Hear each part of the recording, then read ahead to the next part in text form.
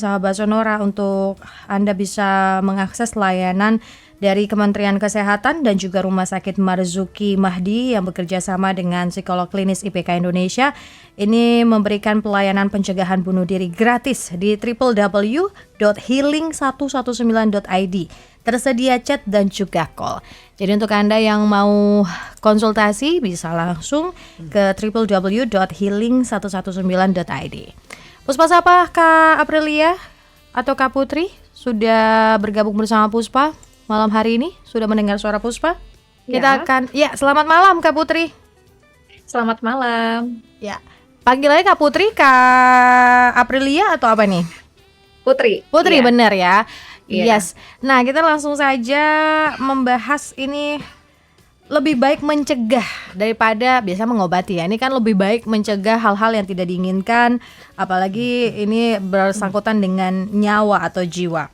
Apakah benar cara pencegahan bunuh diri yang paling penting dan efektif adalah mengenali tanda-tandanya, Kak Putri? Iya, betul Kak.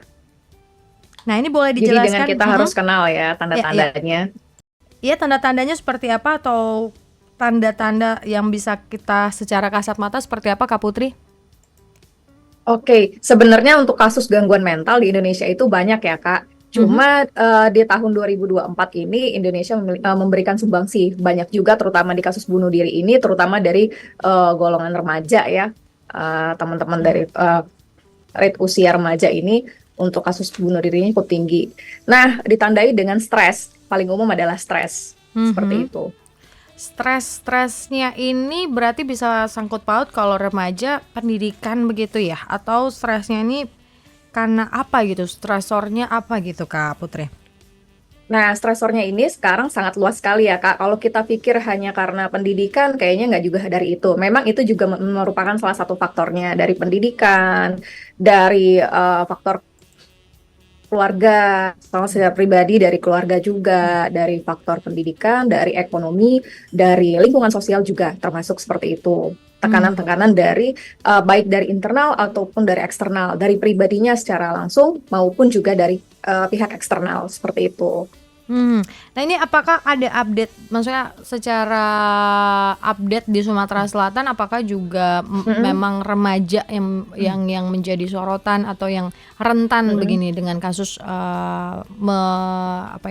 bunuh diri ini, Kak Putri?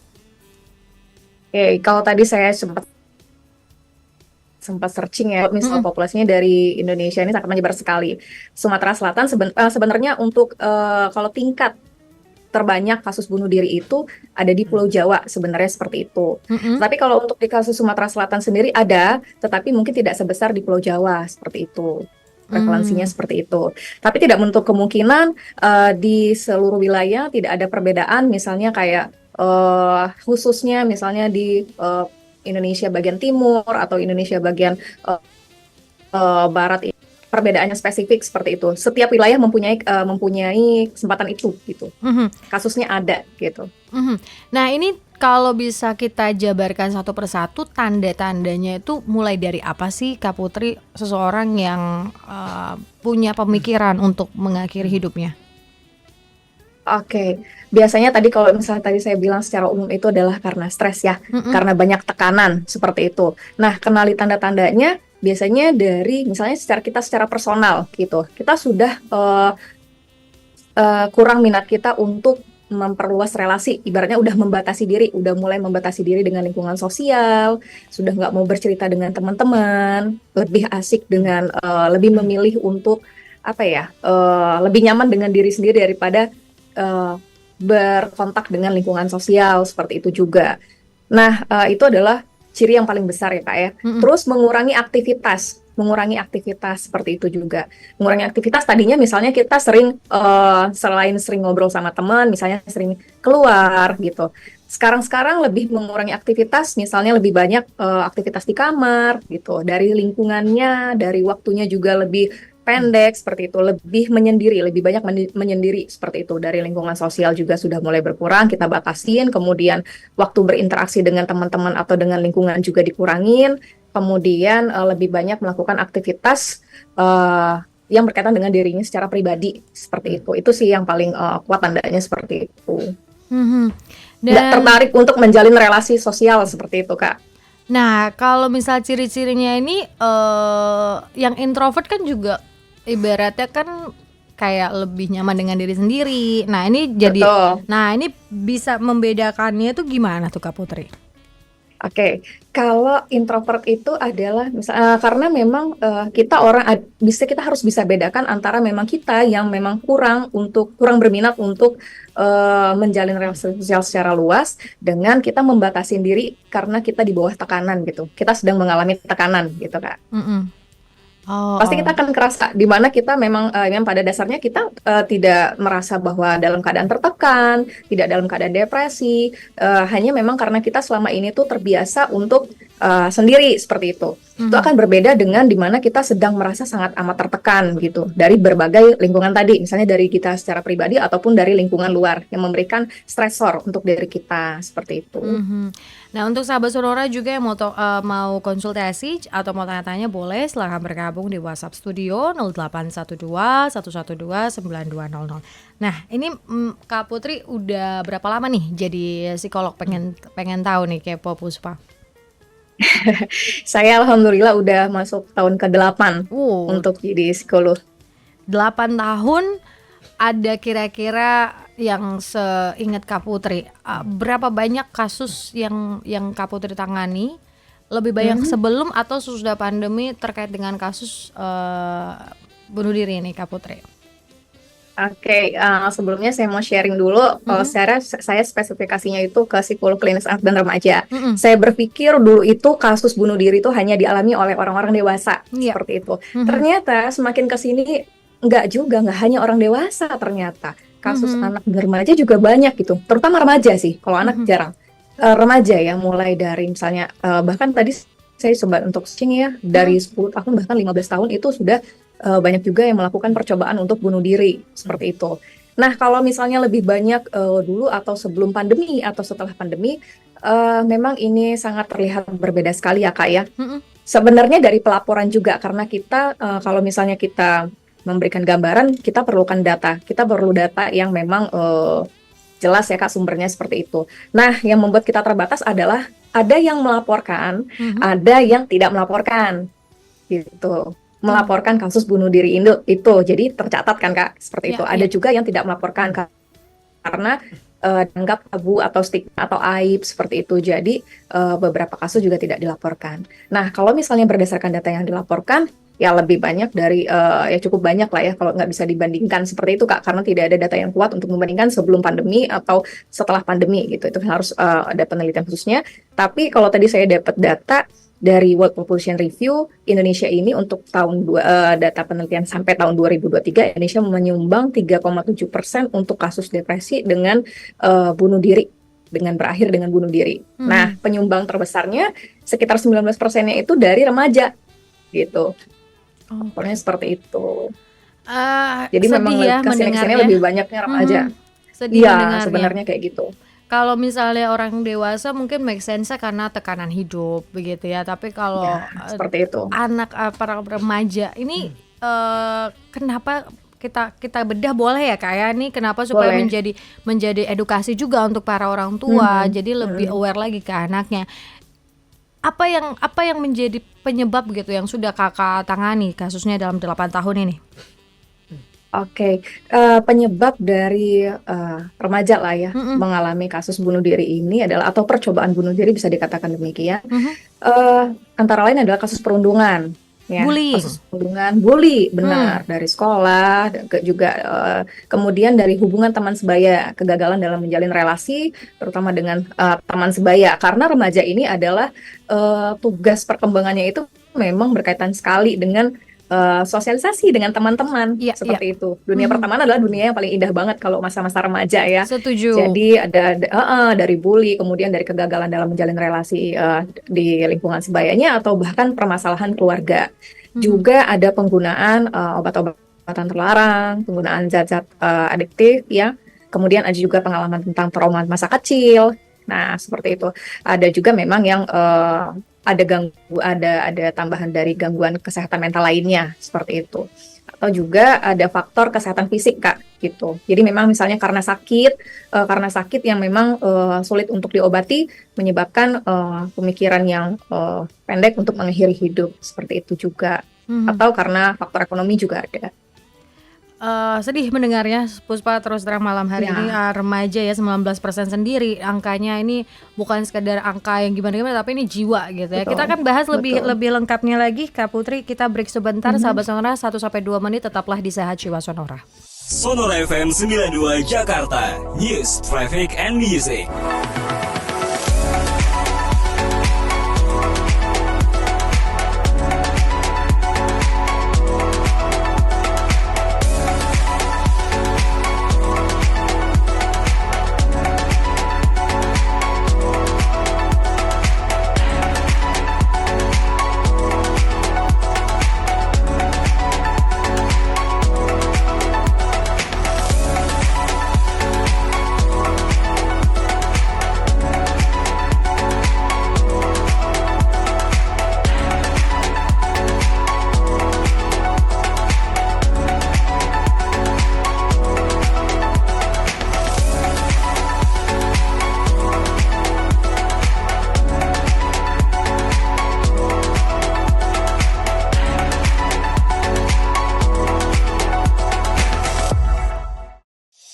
Sonora FM 92 Jakarta, News, Traffic, and Music.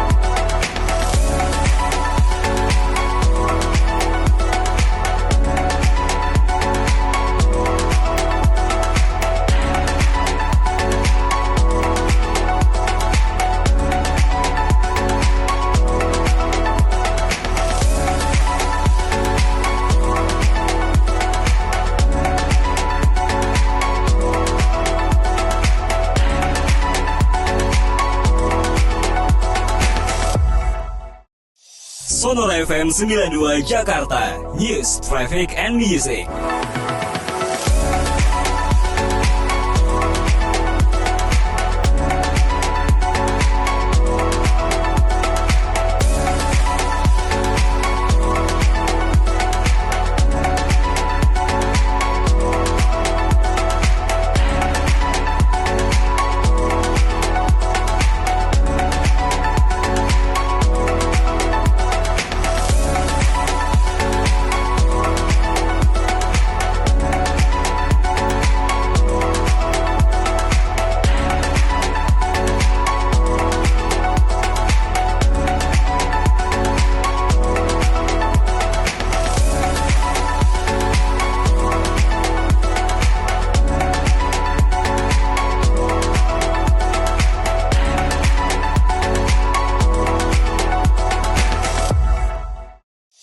Sonora FM 92 Jakarta, News, Traffic, and Music.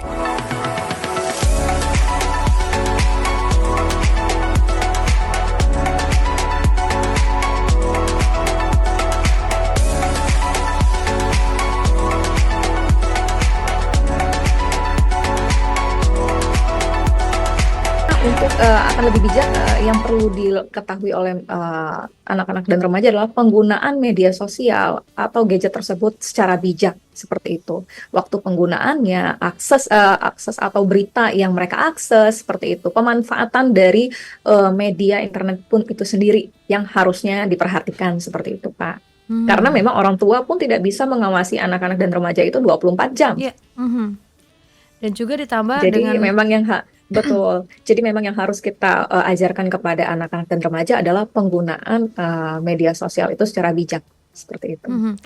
kalau bisa dibilang kan anak zamanan tuh emang agak lain ya. Nah ini Kak Putri 8 tahun begitu ya menjadi psikolog anak dan remaja. Ini apa nih ya yang paling wah sulit ya anak sekarang gitu.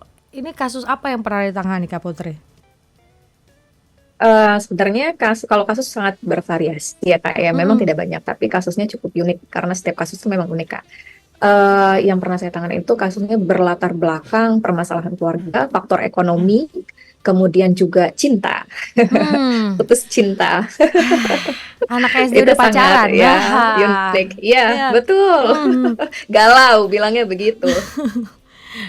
Nah itu gimana kita orang tua begitu ya. Kadang ada yang, aduh saya udah nyerah deh sama anak saya sendiri, nggak ngerti harus ngomongnya gimana. Nah ini pendekatan kepada anak-anak ya. Ini karena memang spesialis anak dan remaja, jadi Puspa pengen banget tahu gimana caranya untuk bisa kita pendekatan kepada anak-anak. Apalagi kalau kita sudah tahu tanda-tandanya itu ya, mau melakukan percobaan bunuh diri. Pendekatan seperti apa yang harus kita lakukan? Perkataan seperti apa yang harus kita katakan?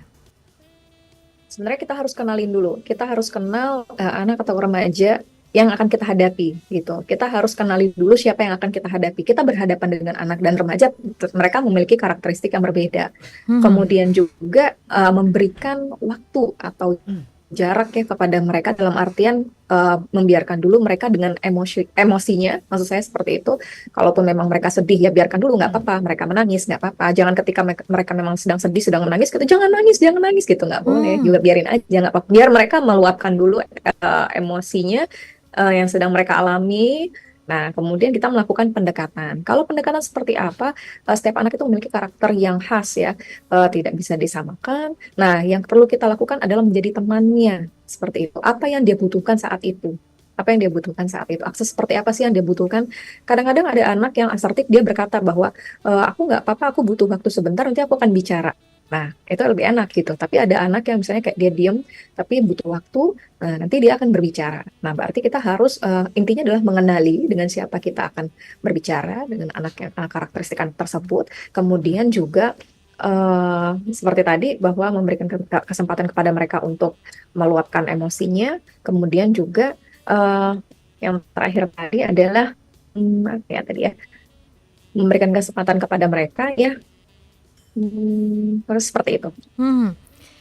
Karena kalau Puspa pribadi nih menghadapi anak remaja sekarang tuh, wah agak sulit ya. Karena kita ngomong Iya, apa temennya kadang kita perlu dibantah. di temennya Kak. Iya, kita dibantah nih. Terus kayak, wah ini Iya. harus benar-benar jadi teladan banget gitu. Nah ini apakah memang fenomenanya seperti ini? Hampir sebagian besar anak-anak seperti itu, remaja seperti itu, atau hanya sebagian di kota besar saja kah? Atau seperti apa sih Kak Putri?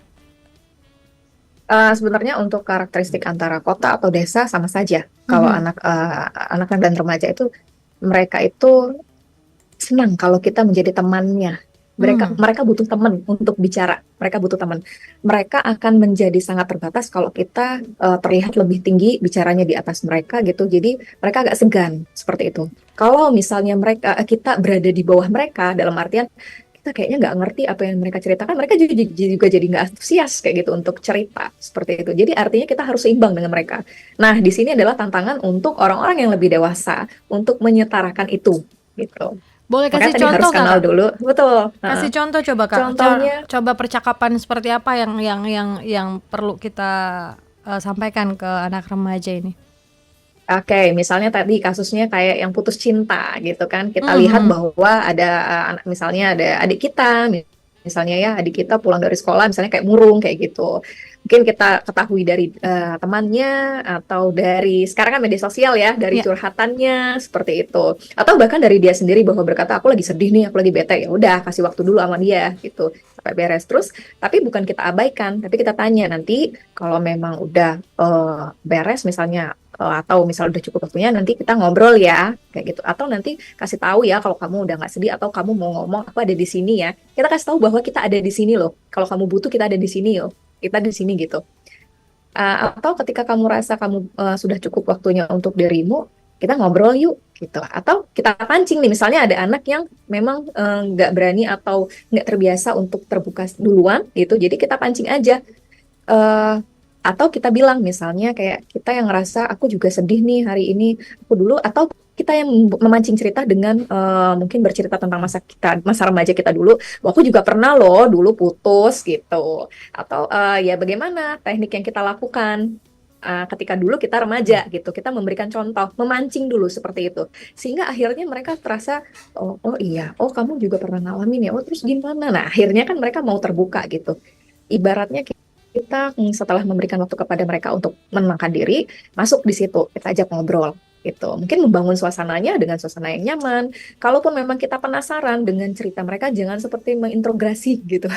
Nah, ini nih Kadang-kadang seninya kita ya. kebablasan nih, kadang-kadang Ah, iya, gimana kadang-kadang tuh kita caranya? kebablasan. Kadang-kadang kita mungkin orang dewasa atau orang tua sangat antusias ya, saya bilangnya seperti itu, bertanyanya 5W1H. Ya, ya, ya, ya. Jadi mereka jadi mereka terasa terintimidasi gitu. Ini Mhm. kepo banget atau bagaimana gitu ya. Jadi Ya, ya. akhirnya nggak mau cerita gitu. Jadi intinya tadi gagal, kita harusnya kita membangun suasana yang nyaman untuk mereka mau cerita. Jadi posisikan diri kita sebagai rekan, sebagai teman mereka, bukan rekan Mhm. tapi teman mereka gitu. Jadi supaya mereka mau bagi cerita sama kita. Mhm.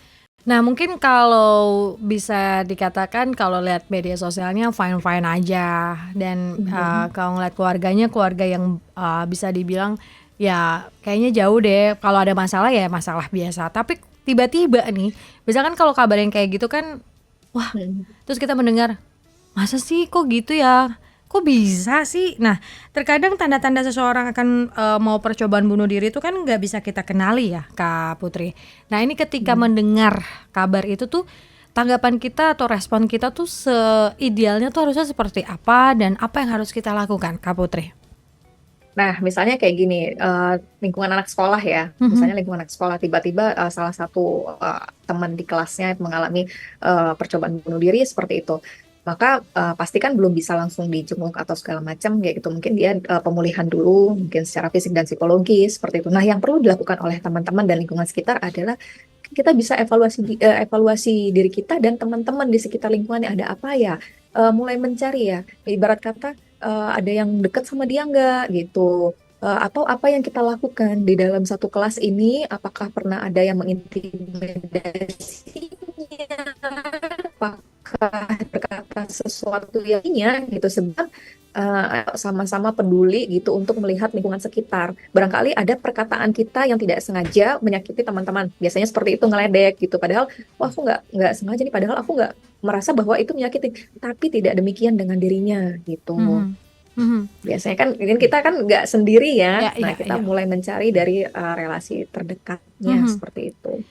Nah, kalau menghadapi anak atau remaja ini kan memang ada seninya gitu. Apakah ini Betul. kalau kasus percobaan bunuh diri ini dewasa dan remaja itu ada perbedaan yang cukup signifikan kah atau sebenarnya ya mau anak atau remaja sama orang dewasa tuh sebenarnya sama ya sama gitu. Kita manusia pada umumnya yang punya kelemahan, punya keterbatasan. Itu kalau Kak Putri melihat selama 8 tahun pastinya kan gak cuma anak remaja aja nih yang ditangani. Adakah perbedaan yang signifikan gak Kak Putri? Sebenarnya case-nya sama aja Kak. Ya seperti Kakak bilang tadi, antara dewasa dan antara remaja sama aja case-nya. Hanya penyebabnya tadi sangat bervariasi. Kita pikir bahwa kalau yang dulu pernah ada, ibaratnya ada istilah tuh masa anak-anak atau masa remaja adalah masa yang paling indah gitu. Iya. Tapi mungkin bagi Gen Z zaman sekarang mikirnya gue pengen cepat-cepat dewasa deh kayak Iya, gitu. Karena fenomena dipikirnya itu. kalau dewasa tuh mungkin iya, kalau dewasa dipikir mapan, ekonominya sudah baik, nggak ngalamin kesusahan hidup seperti itu. Tetapi ketika berdiri sebagai seorang dewasa, aduh, tantangannya banyak sekali seperti itu. Jadi pada dasarnya sama saja, hanya lingkungan yang sedang kita hadapi itu gitu yang berbeda, situasinya saja yang berbeda. Tapi kalau case-nya setiap orang punya kesempatan itu untuk, namanya kita selama hidup kita pasti akan punya masalah. Nah, cuma yang perlu kita perhatikan adalah problem solving kita itu seperti apa. Iya, menjadi dewasa tidak menjadi lebih indah. Iya. Ternyata sama saja gitu. Iya. Ketika dia sudah dewasa, aku nyesel cepat-cepat ya jadi dewasa. Menarik. Kak Putri, kita break sebentar, akan ada tanda waktu. Jadi tetap bersama kami sahabat Sonora. Yang mau tanya-tanya boleh silahkan bisa bergabung di WhatsApp Studio 0812 112 9200. Tetaplah di Sehat Jiwa Sonora. Pukul Sonora 20 FM lewat 92 30 menit. Jakarta. News, Traffic, and Music.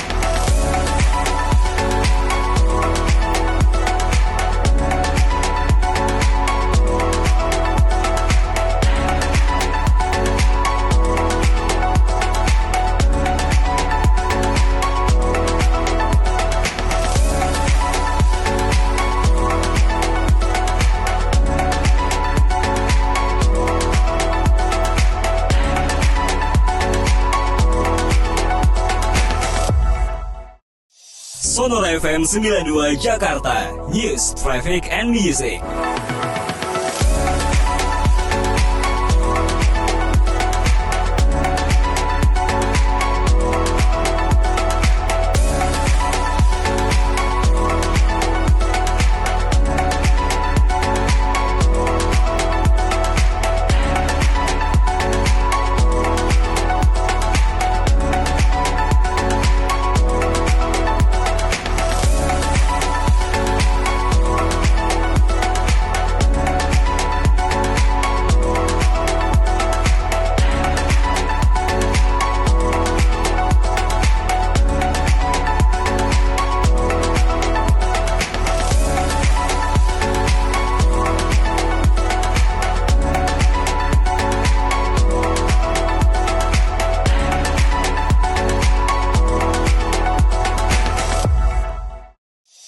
Sonora FM 92 Jakarta, News, Traffic, and Music.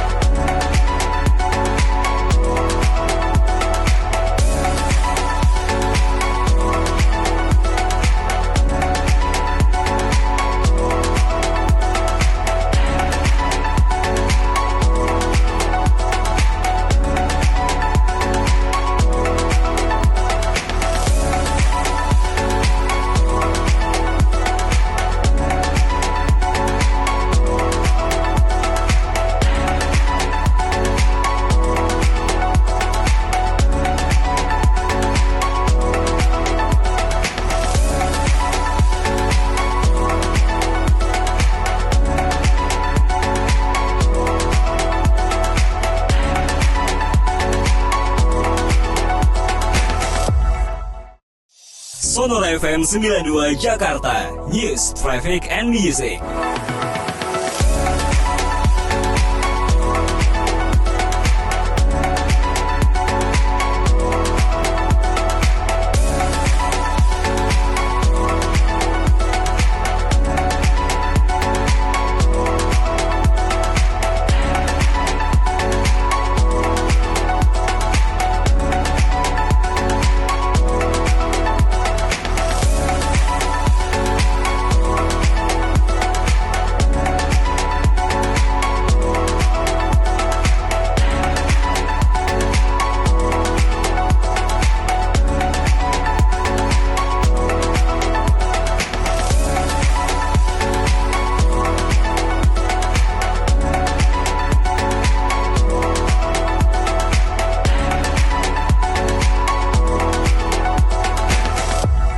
Kalau orang luar, apalagi psikolog kan sudah paham nih dengan kondisi anak. Sebenarnya apa sih yang paling dibutuhkan anak tadi ya menjadi pendengar yang baik tuh harusnya seperti apa sih Kak Putri? Sebenarnya kalau bisa kita wakilkan dengan satu kata, mungkin dua kata kali ya, ngobrol yuk, gitu. Itu adalah kata-kata kalimat yang sederhana tapi bermakna besar. Gitu. Gak hanya untuk anak remaja tapi untuk kita pribadi atau dewasa ya. Kita diajak ngobrol sama orang berarti dia kan sedia untuk mendengar kita ya. Itu yang dibutuhkan oleh orang-orang, didengerin gitu. Bukan hanya kita hadir aja gitu. Nah, mendengar inilah yang nggak semua orang bisa gitu. Ada yang dengar aja gitu, tapi atau siapa misalnya mbaknya lagi sambil ngetik, chat atau apa gitu. Ya gue dengar gitu. Itu bukan itu, tetapi benar-benar yang ya yuk ngobrol yuk, lu ada apa gitu. Lu mau cerita apa? Jadi dengerin gitu, nggak usah dihakimi, dengerin aja dulu. Kadang-kadang kita butuh wadah untuk mendengarkan kita itu. Makanya orang suka curhat di media sosial gitu. Walaupun orang yang introvert atau misalnya orang yang nggak memiliki skill untuk ngomong secara langsung, tapi suka juga kan bikin cerita atau apa gitu, status seperti itu. Artinya adalah curhat itu adalah ingin didengarkan.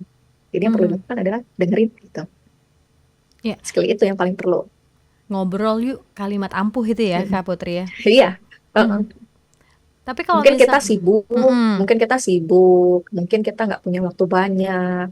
Pada dasarnya saya yakin setiap orang tua nggak pengen menelantarkan anaknya, semua ingin yang terbaik. Mereka juga cari nafkah juga untuk keluarga seperti itu. Tapi ada hal-hal yang luput, ya waktu bareng gitu. Ada waktunya kadang kitanya nggak bisa bareng gitu. Ada Mm-mm. waktunya tapi nggak bareng tuh dalam artian nggak ngobrol gitu. Sama-sama makan tapi sama-sama sibuk dengan ponsel masing-masing seperti Mhm. itu. Mhm. Jadi yang tadi kebersamaan itu loh. Mhm. Nah, ini Puspa jadi teringat nih, kemarin sempat ramai juga diperbincangkan yang satu keluarga yang melakukan percobaan bunuh diri atau kurang lebih kemarin sempat ramai begitu Kak Putri. Ini Iya, satu keluarga kan ironis begitu ya, melakukan hal yang betul. wah, ini apakah seberapa penting ya untuk keluarga ini kan kayak kompak atau kita nggak tahu apa yang menjadi masalahnya. Nah, ini untuk bisa mencegah hal-hal seperti ini tuh apa yang harus dilakukan lingkungan sekitar atau mungkin apa yang harus menjadi sorotan pemerintah juga gitu ya untuk keluarga. Apalagi sebentar lagi kita memperingati Hari Keluarga Nasional begitu ya di akhir bulan Juni ini. Seperti apa Kak Putri? Artinya adalah akses ya untuk mereka berbagi loh. Akses untuk mereka berbagi barangkali terbatas seperti itu. Jadi kita benar yang dibilang sama Kak Puspa tadi bahwa kita nggak tahu persoalannya apa sehingga mereka memutuskan untuk satu keluarga melakukan aksi bunuh diri seperti itu. Penyebabnya tanpa kita ketahui. Artinya adalah bagaimana lingkungan sosial di sekitarnya gitu. Apakah ada persoalan juga dalam artian masa sih lingkungan sekitarnya nggak peka gitu terhadap mungkin ada tanda-tanda yang sudah diberikan oleh mereka misalnya mau cerita tapi nggak jadi seperti itu atau memang kayak tadi perubahan-perubahan sikap yang dilakukan oleh korban misalnya mulai menarik diri dari lingkungan sosial gitu aktivitasnya juga mulai berkurang seperti itu artinya kita sebagai lingkungan sosial ini kurang peka ya Mhm. Nah, tapi kalau gitu. misal Butuhnya kasusnya, di Indonesia ini mhm. eh, maaf, Kalau misal kasusnya ya kita Kak. sudah menawarkan bantuan atau kita yuk ngobrol yuk, tapi ditolak nih. Hmm, Nah, apa hmm, yang hmm. apa ya step berikutnya untuk kita bisa menolong mereka walaupun ditolak? Apakah kita bisa melakukan hal lain atau ya hanya monitor saja atau seperti apa Kak Putri? Sebenarnya ada beberapa hal yang bisa kita lakukan. Pertama, kalau dari dirinya secara pribadi ya, kita sadar bahwa mencari pertolongan itu adalah hal yang penting. Kita sadar bahwa diri kita nggak baik-baik aja. Itu kita bersedia menerima bahwa keadaan kita sedang nggak baik-baik aja, maka mencari bantuan. Kemudian dari lingkungan juga, misalnya kita sudah melakukan upaya penawaran untuk membantu, jika secara langsung kita nggak bisa untuk menembus itu ngobrol nggak lewat gitu ya kalau misalnya Mhm. kita ngomong secara langsung dari lingkungan yang lebih luas gitu artinya adalah misalnya memberikan informasi-informasi positif misalnya nih penyebabnya dulu gitu apakah Mhm. kita kita kan tahu atau enggak kita penyebabnya kenapa misalnya mereka dalam faktor ekonomi apakah kita mencarikan informasi mengenai kerjaan atau untuk misalnya kayak tadi pelayanan untuk bercerita gratis, sharing gratis, seperti itu untuk mengurangi beban mereka. Kalau nggak secara langsung ke kita, mungkin ke orang lain boleh kayak gitu. Atau dari lingkungan yang lebih luas, misalnya tadi memberikan informasi-informasi positif gitu. Kadang-kadang orang yang mau melakukan bunuh diri itu adalah karena banyaknya pikiran-pikiran negatif yang mereka miliki. Nah, makanya Mhm. tadi saya pikir bahwa Indonesia ini sudah butuh informasi positif ya. Kita semua Mhm. kalau lihat media sosial tuh banyak berita negatif mulu. Itu Iya, juga iya. bisa mempengaruhi mood kita gitu. Mhm. Pikiran-pikiran kita jadi gitu. Nah, Berarti itu artinya kita harus banyak juga memberikan informasi positif. Kemudian juga kalau nggak bisa dari kita, dari lingkungan yang lebih luas. Dari mhm. siapa yang lebih berkenan di sana, misalnya kalau dari kita teman nggak bisa, dari keluarga lain yang dekat gitu. Atau Mhm. dari misalnya nih dari RT barangkali bisa memberikan bantuan gitu. Mhm. Dari pihak-pihak yang berwenang lah. Itu memang Mhm. harus kerjasama banget kalau untuk mencegah aksi bunuh diri ini harus kerjasama. Nggak bisa penanganannya hanya satu pihak saja seperti itu. Apalagi kalau misalnya remaja, sama-sama remaja, mungkin mereka berpikir, aku bisa bantu apa gitu. Mhm. Ya, iya, iya. Dan ini memang kan kasus yang viral ini jadi apa ya, menghentakkan gitu. Kita kaget semua dengan kabar itu. Kok Sedih ya kak ya. iya, kok bisa Kayaknya kita ya satu kemana keluarga gitu. apalagi kan Indonesia ini terkenal ramahnya dan sebagainya. Betul. Nah, sampai pada titik keluarga keluarga melakukan percobaan, bunuh diri ini, sebenarnya dari sisi psikolog sendiri ini menjadi kasus yang wajarkah atau memang yang kemarin viral itu ini baru fenomena yang baru atau seperti apa Kak Putri?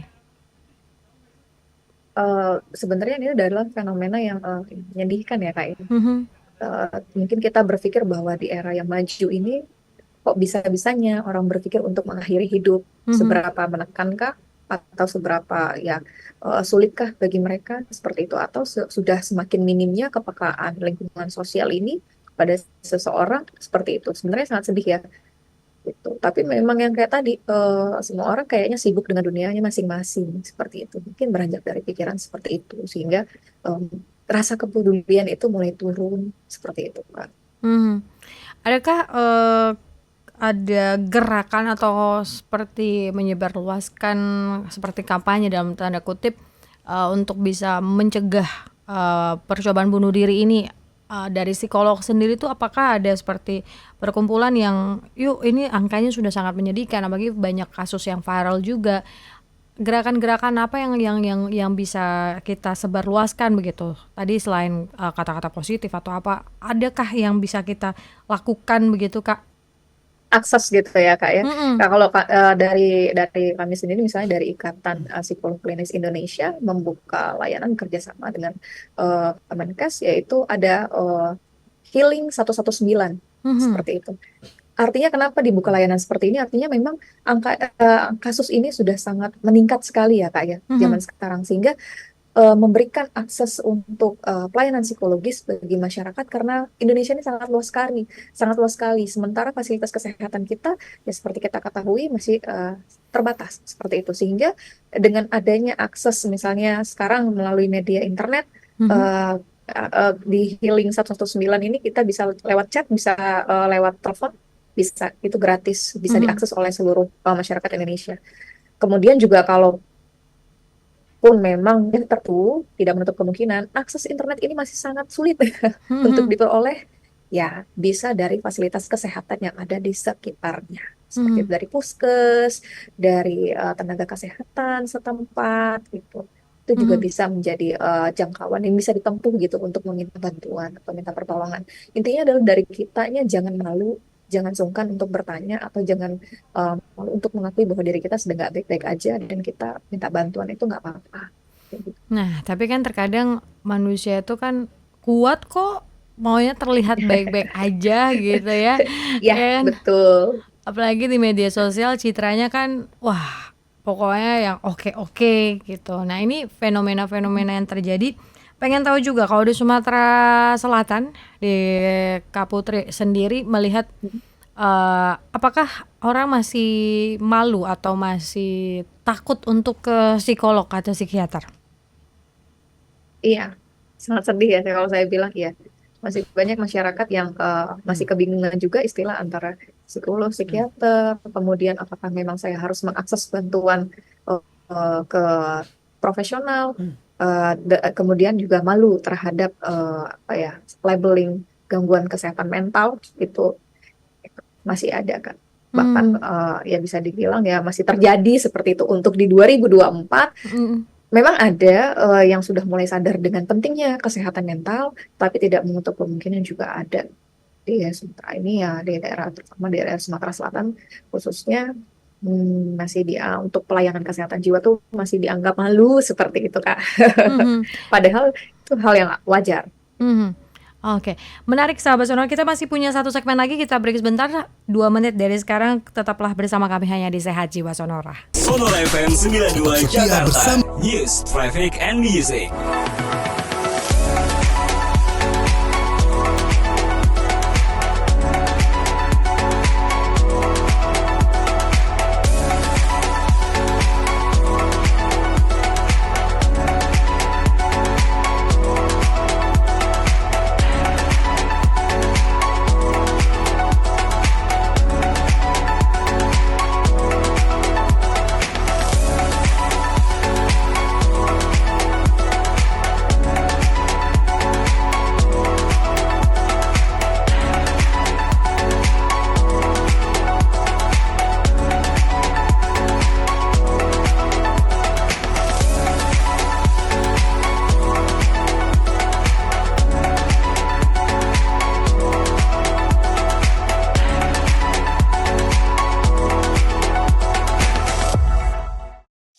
Sonora FM 92 Jakarta, News, Traffic, and Music.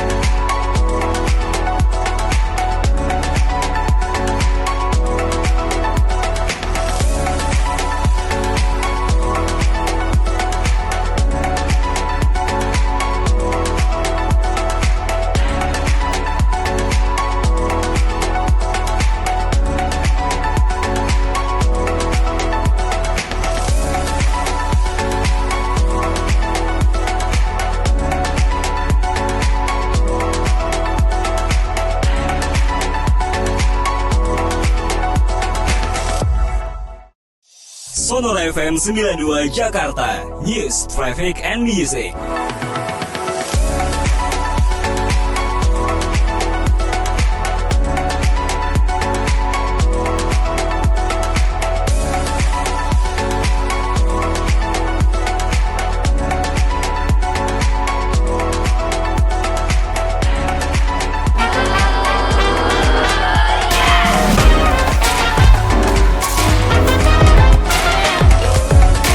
Terus dengarkan Sonora Network. Segmen terakhir di Sehat Jiwa Sonora. Ini ada tanggapan masuk lagi di WhatsApp Studio, Kak Putri.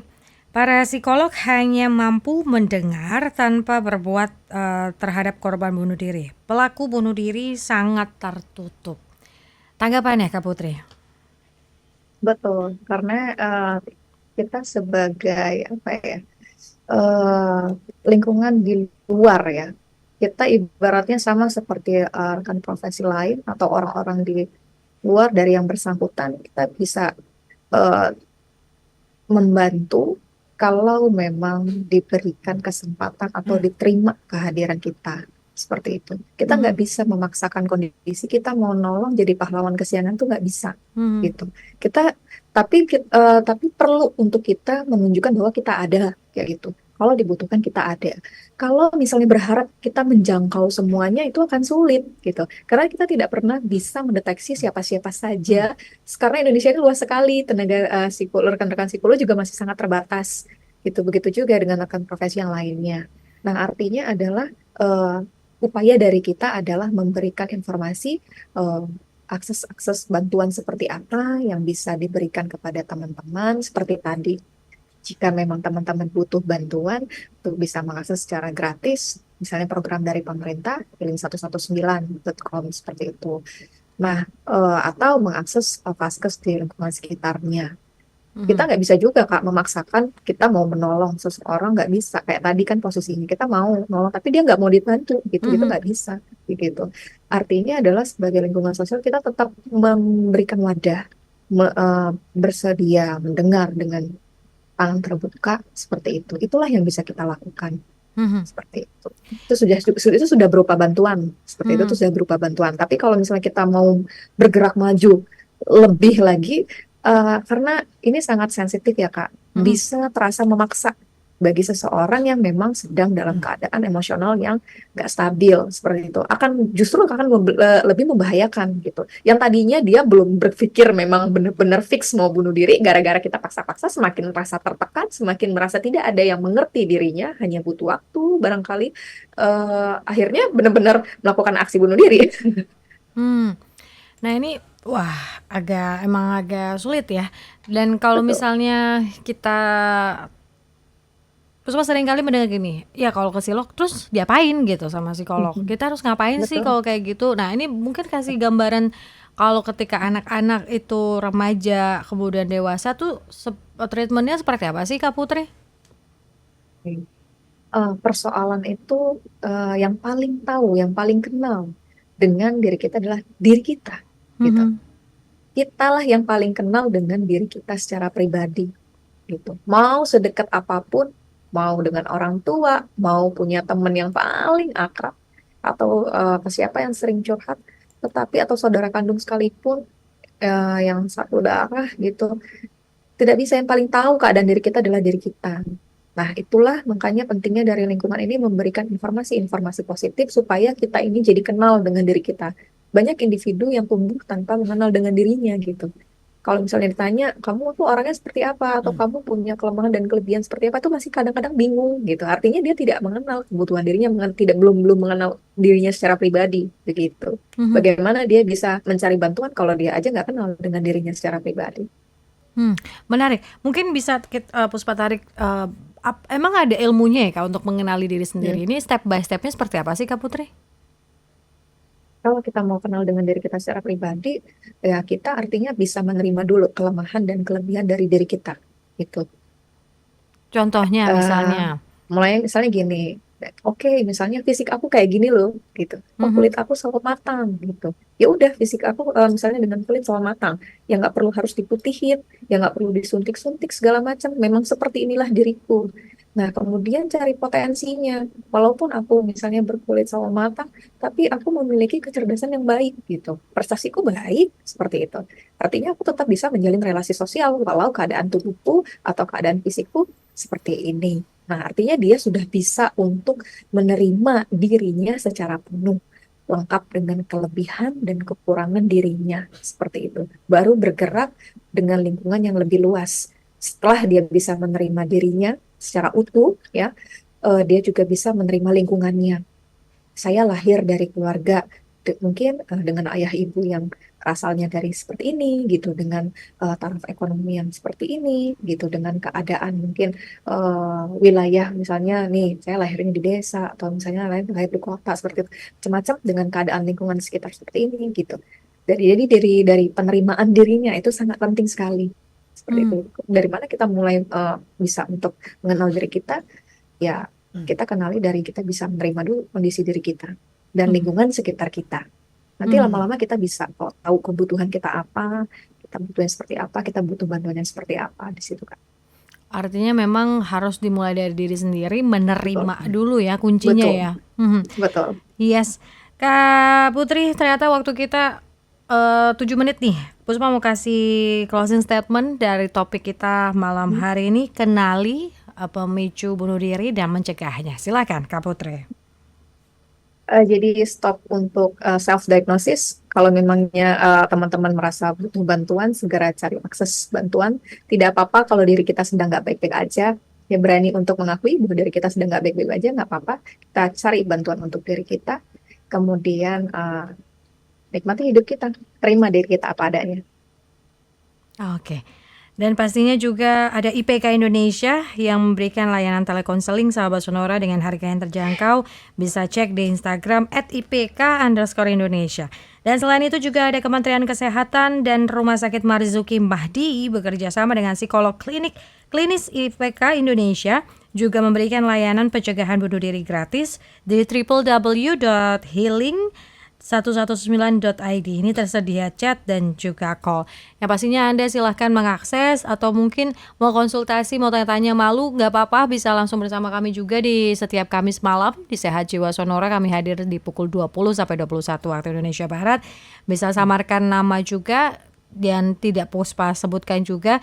Kita hanya ingin membantu Anda sahabat Sonora di talk show dan juga konsultasi kesehatan mental. Sehat Jiwa Sonora bekerja sama dengan IPK, Ikatan Psikolog Klinis Indonesia. Terima kasih Kak Putri dari Sumatera Selatan sudah hadir malam hari ini dengan begitu banyak insight-nya. Dan jangan khawatir untuk Anda yang mungkin ketinggalan mau menyimak lagi, bisa langsung aja tungguin di YouTube Sonora FM. Akan di-upload juga oleh tim media sosial Sonora FM 92 Jakarta. Terima kasih sekali lagi, kita ketemu di Sehat Jiwa setiap hari Kamis pukul 20 waktu Indonesia Barat. Salam sehat dan bahagia untuk kita semua. Salam Sehat Jiwa.